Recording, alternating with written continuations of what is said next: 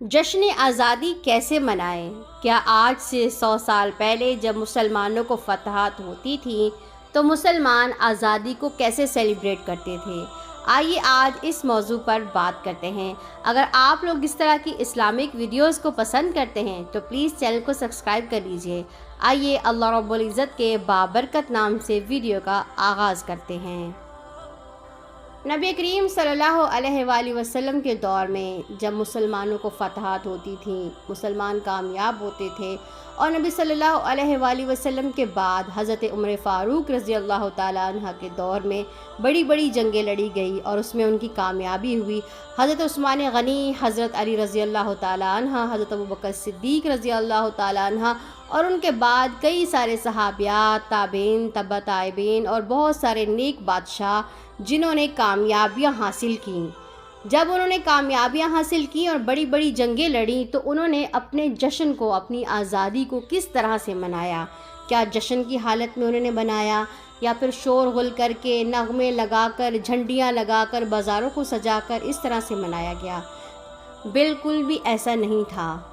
وہ لوگ جب بھی کامیاب ہوتے تھے نبی صلی اللہ علیہ وآلہ وسلم کے دور میں، جب بھی کوئی جنگ میں کامیابی ہوتی تھی تو آپ صلی اللہ علیہ وسلم نوافل پڑھتے تھے، شکرانے کے نوافل پڑھے جاتے تھے اور صدقات دیے جاتے تھے اور غریبوں کی مدد کی جاتی تھی۔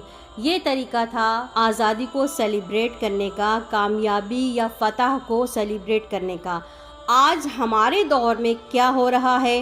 جھنڈیاں لگائی جا رہی ہیں، پوری مساجد کو سجایا جا رہا ہے، پورے گلی محلے کو سجایا جا رہا ہے، گھروں کو سجایا جا رہا ہے، بڑے بڑے جھنڈے لگائے جا رہے ہیں، اور جب جشن آزادی کا وقت ختم ہو جاتا ہے، جب دن ختم ہو جاتے ہیں تو ہواؤں سے وہی جھنڈے اڑ اڑ کر، پھٹ پھٹ کر زمین پر گرتے ہیں اور گٹر میں بہہ رہے ہیں، ندی نالوں میں بہہ رہے ہیں، پاؤں کے نیچے آ رہے ہیں۔ 14 اگست کے دن لوگ جھنڈے کو اٹھا کر سینے سے لگاتے ہیں اور 14 اگست کے تیسرے چوتھے دن وہی جھنڈے زمین پر پڑے ہوتے ہیں اور لوگ وہیں سے گزر رہے ہوتے ہیں اور پاؤں کے نیچے آ رہا ہوتا ہے۔ تو یہ ہمارے جھنڈے کی بے حرمتی ہے۔ اگر یہی بے حرمتی انڈیا والے کریں گے یا کوئی امریکہ والے کریں گے یا کوئی بھی غیر مسلمان آؤٹ آف کنٹری والا کرے گا تو ہمیں ایسے دل پہ کھنجر لگتا ہے۔ وہی بے حرمتی ہم بھی کرتے ہیں، ہمارے قدموں کے نیچے ہمارا جھنڈا آ رہا ہوتا ہے، لیکن ہمیں اس چیز سے فرق نہیں پڑتا۔ اور دوسری بات، مٹھائیاں بانٹی جا رہی ہوتی ہیں، کیک کاٹے جا رہے ہوتے ہیں، اپنے پاکستان کے اوپر جھنڈے بنا کر، پاکستان کا نام لکھ کر پھر چھری سے کاٹا جا رہا ہوتا ہے۔ یہ بھی طریقہ بالکل غلط ہے جو ہم اپنی زندگی میں کرتے ہیں۔ اور تیسری چیز کیا ہوتی ہے جو سب سے غلط بات ہے کہ نوجوان لڑکے لڑکیاں جشن آزادی کے کپڑے پہن کر، ہرے یا سبز کلر کے یا سفید یا وائٹ کلر کے لباس پہن کر، لاؤڈ سپیکر میں نغمے لگا کر، بسیں بھر بھر کے یا ویگنیں بھر بھر کے جو ہے گاڑیاں بھر بھر کے ناچ رہے ہوتے ہیں، بے حیائی کر رہے ہوتے ہیں، بے پردگی ہو رہی ہوتی ہے، سب دیکھ رہے ہیں، لڑکیاں ناچ رہی ہیں، لڑکے ناچ رہے ہیں، تو بے حیائی پھیلائی ہوئی ہے۔ اس بے حیائی کو روکنے کے لیے یہ پاکستان بنایا گیا تھا۔ اور چوتھی چیز جو سب سے زیادہ خطرناک ہے وہ ہے نمازوں کو چھوڑنا۔ جشن آزادی کا دن کیسے منایا جاتا ہے پاکستان میں؟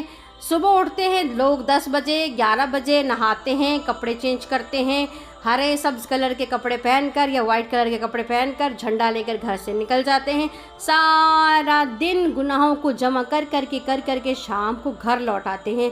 نہ فجر، نہ ظہر، نہ عصر، نہ مغرب، نہ عشاء، کوئی بھی نماز کی ادائیگی نہیں ہوتی۔ سارا دن رب العالمین کی نافرمانی ہوتی ہے۔ جشن آزادی کا دن ایسے نہیں منایا جاتا۔ آزادی کا دن رب العالمین کا شکر ادا کیا جاتا ہے کہ پروردگار، آپ کی بدولت سے آج ہمیں پوری دنیا میں یہ چھوٹا سا ٹکڑا عنایت فرمایا گیا۔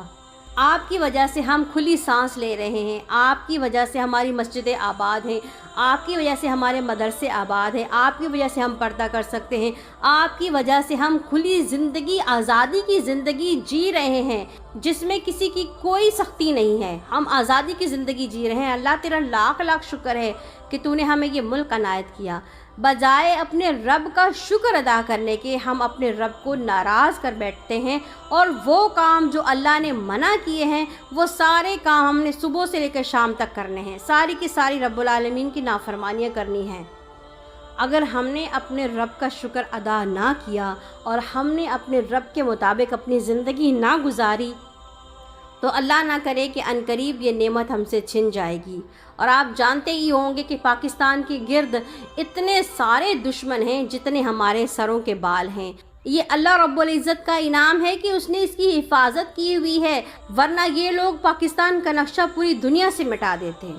اللہ نے اس کی حفاظت کی ہوئی ہے، اللہ نے اس کو سنبھالا ہوا ہے، تبھی یہ ملک قائم ہے۔ اور اللہ نے اس ملک کو اسلام کی بنیاد پر بنایا تھا۔ یہ ملک اسلام کی بنیاد پہ بنا گیا تھا۔ پاکستان کا مطلب کیا؟ لا الہ الا اللہ۔ یہ صرف مسلمانوں کا ملک تھا جہاں پر مسلمان کھلی آزادی سے سانس لے سکیں۔ جب انڈیا پاکستان ایک ساتھ تھے، جب یہ ہند تھا، تو مسلمانوں پہ کتنی زیادہ ظلم، کتنے زیادہ جبر کیے جاتے تھے۔ آج بھی انڈیا میں مسلمان آزادی کی سانس نہیں لے رہے، ان کے ساتھ کتنا ظلم اور زیادتی ہو رہی ہے۔ ہم یہاں پر خوش ہیں، آباد ہیں، قربانیاں کر رہے ہیں، عیدیں منا رہے ہیں، مدرسوں کو آباد کیا ہوا ہے، مدرسے جا رہے ہیں، مسجدیں جا رہے ہیں، سب کچھ کر رہے ہیں، ایک کھلی آزادی کی سانس لے رہے ہیں، تو ہمیں اس چیز کی قدر کرنی چاہیے۔ اب بات یہ کرتے ہیں کہ ہمیں اپنا دن کیسے منانا ہے۔